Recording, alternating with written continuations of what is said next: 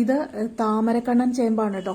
വളരെ ചെറിയ വിത്തുകളാണ് ഇതിനുണ്ടാവുന്നത്. ഈ ചേമ്പ് ഇതുപോലെ ഇങ്ങനെ പുറ്റുപോലെ ചുറ്റുമായിട്ട് കടയ്ക്ക് ചുറ്റുമായിട്ട് ഇങ്ങനെ ഇതിന്റെ വിത്തുകൾ ഉണ്ടായിക്കൊണ്ടേയിരിക്കും. അപ്പോൾ ഇത് ഒരു കട പറിച്ചാൽ തന്നെ 1-2 കിലോ ചേമ്പ് കിട്ടാറുണ്ട് സാധാരണയായിട്ട്. ഇതിന്റെ തണ്ടിനൊരു പ്രത്യേക കളറാണ് കേട്ടോ.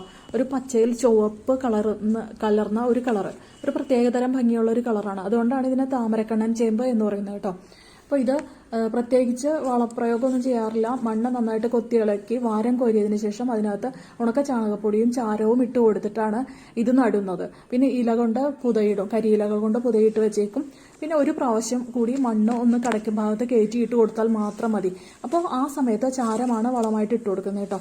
വേറെ പ്രത്യേകിച്ച് വളമൊന്നും ചെയ്യേണ്ട, വലിയ പരിചരണമൊന്നുമില്ലാതെ ഇതുപോലെ നല്ല ഭംഗിയിൽ ചുറ്റും താമര മുട്ടുകൾ പോലെയുള്ള വിത്തുകൾ ഉണ്ടായിക്കൊണ്ടേയിരിക്കും.